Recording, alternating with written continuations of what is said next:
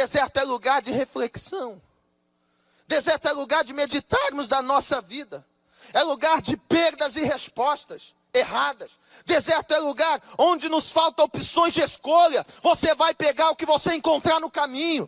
Deserto, ele é o lugar de muita luz acerca de tudo. É lá que as distrações de todas as muitas atividades são removidas e só vemos um céu escaldante sobre as nossas cabeças. É no deserto que enxergamos tudo, desde a nossa própria nudez, no temperamento difícil e todas as nossas carnalidades. A solidão nos mostra crua, mas também experimentamos a presença de Deus no deserto, materializada em forma de luz, em forma do grande eu sou. A revelação e a percepção espiritual se alavanca à medida que a sua carnalidade, à medida que o seu a carnalidade vai saindo de perto de você. É um processo chamado de santificação. Quando Moisés se esvaziou, Deus começou a preencher. É aí que nós chegamos em Êxodo capítulo 3. Porque olha o que a Bíblia vai dizer. Ele está no deserto. Ele apacentava o rebanho de seu sogro Jetro. Moisés apacentava o rebanho do seu sogro Jetro. Aqui já fazendo uma percepção e uma alusão futurística para o chamado de Deus, porque Moisés foi chamado para conduzir a nação de Israel pelo deserto. Mas daqui a pouquinho eu falo sobre isso, porque Deus dá sinais do nosso chamado enquanto nós estamos no deserto. Mas o que eu quero dizer para a igreja, dizer para você, damas e cavaleiros que me acompanham agora, é que quando ele apacentava as ovelhas, era um dia comum, era algo corriqueiro.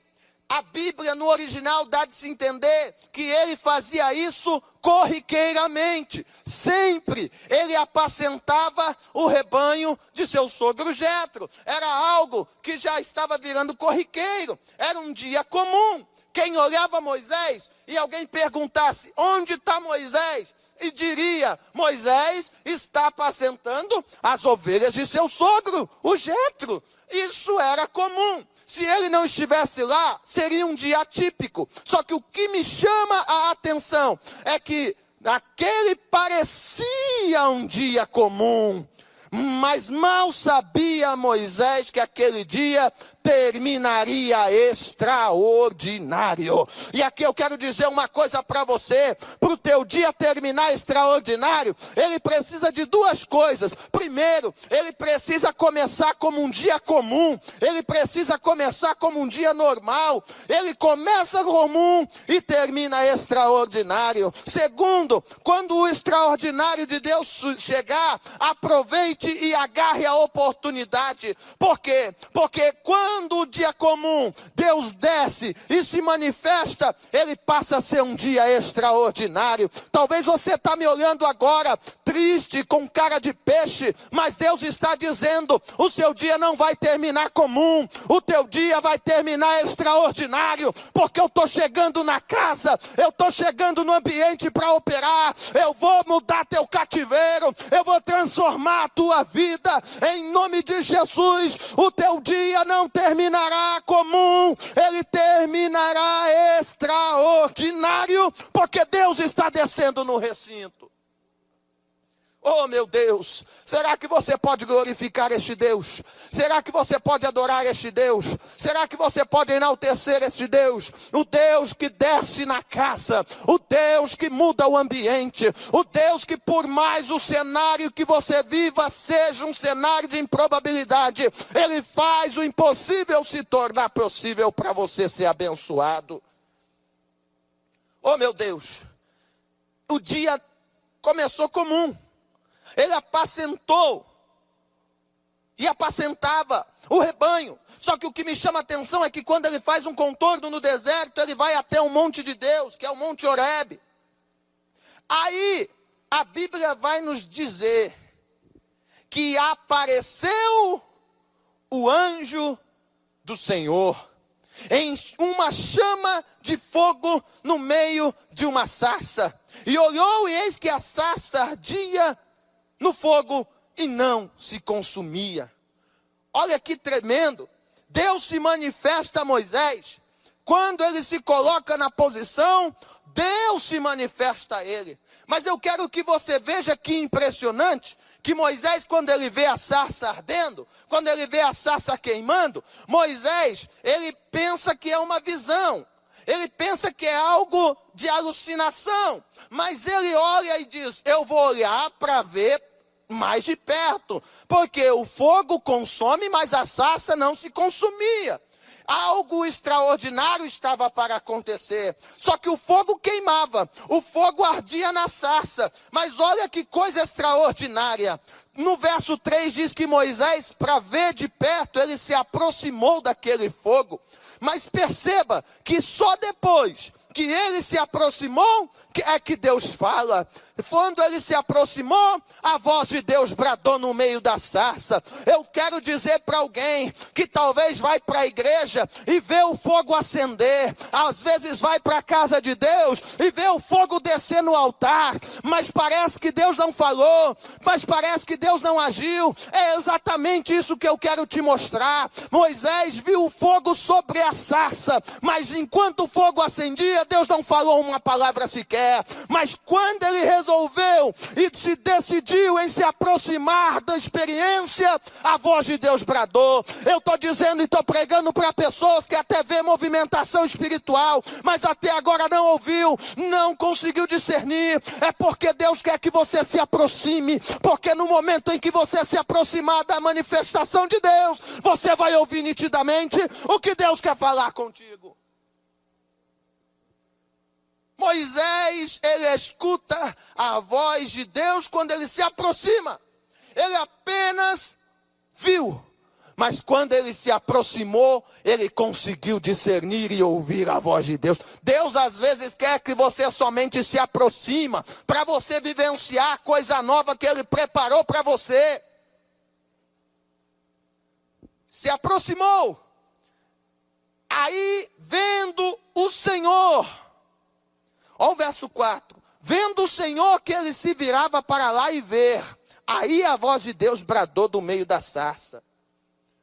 E a Bíblia fala que Deus diz, Moisés, Moisés. Por quê? Porque Deus, ele chama pelo nome. Ainda eu vejo na palavra que Deus chama crente pelo nome. Moisés, Moisés, Deus ainda chama homens e mulheres de Deus pelo nome. E olha só o que a Bíblia vai me dizer, que quando Deus fala e mostra a palavra profética sobre a vida de Moisés, sabe o que acontece? Deus o envia. O verso de número 10 vai dizer, vem agora Moisés, pois eu te enviarei a Faraó, para que tires o meu povo dos filhos de Israel do Egito. O verso 10 é uma ordem, é uma ordenança que Deus dá ao seu escolhido. Só que o que me chama a atenção é a resposta do verso de número 11. Moisés vai ouvir a voz de Deus. Moisés vai ver a manifestação de Deus. Mas quando Deus o ordena e o incumbe a uma obra, sabe o que Moisés diz? Quem sou eu para que vá a Faraó? Quem sou eu para que vá a Faraó? É lindo, por quê? Porque Moisés, ao receber a palavra profética, quando ele recebe a palavra, ele se sente incapaz, ele se sente desmotivado, ele recua ao invés de avançar. Por que que isso acontece? Porque quando Deus libera uma palavra profética, a tendência do homem e da mulher é recuar, é colocar-se na fenda da inferioridade e dizer, eu não consigo, eu não sou capaz, eu não vou alcançar, eu não vou conseguir. Moisés brada dizendo, quem sou eu para que vá a Faraó? Só que o que eu quero que você entenda, que nenhum de nós, ao ouvir a voz de Deus, vamos nos sentir capacitados para tal, vamos estar preparados para tal, porque é Deus quem nos qualifica, é Deus quem nos qualifica. Há quem diz que Deus quer qualidade e não quantidade. Eu concordo em partes, porque eu acredito que em cima da qualidade Deus quer a disponibilidade. Porque não adianta eu ser qualificado e não estar disponível para o céu me usar. Eu preciso estar disponível para o céu poder me usar nas minhas qualidades. Agora, se eu não sou qualificado, mas eu me disponibilizo, o Espírito Santo e o céu se encarrega de te qualificar. Agora, o que me chama a atenção é que ele recua. Quando ele recua, é normal. Por que é normal, pastor? Como eu já disse de antemão, ninguém se sente capacitado quando Deus envia para algo, devido ao peso e à responsabilidade de quem o chamou. Só que o que me chama a atenção é que todos nós vamos estar assim. Por quê? Porque quando um homem e uma mulher ouve uma palavra profética de Deus, vale enfatizar, porque hoje nem toda palavra é profética de Deus, mas fique isso em off, deixa em off, como diz aí, né? Mas quando a palavra profética é liberada por Deus, sabe o que acontece? Nós recuamos. Mas por que, pastor? Porque nós olhamos para a palavra profética recebida e analisamos de acordo com o tempo em que nós estamos vivendo. Mas eu quero que você entenda que a palavra profética de Deus não está de acordo com a tua realidade. É por isso que você não recebe. Se Deus hoje bradar na terra dos viventes e dizer: eu vou te usar como pastor, eu vou te usar como uma missionária, eu vou usar o seu louvor para expulsar demônio. Ei, sabe o que vai acontecer? Você vai dizer que não, porque isso não condiz com a tua realidade. Isso mesmo, a palavra profética está em outra realidade. Não, talvez conforme o seu momento.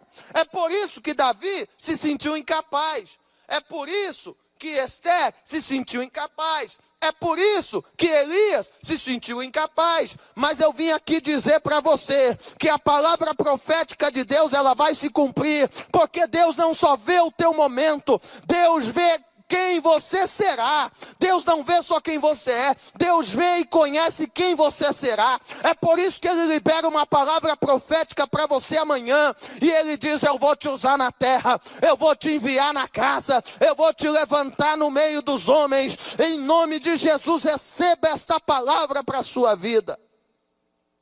Agora, a palavra profética vai se cumprir, queira você ou não. Sabe por quê?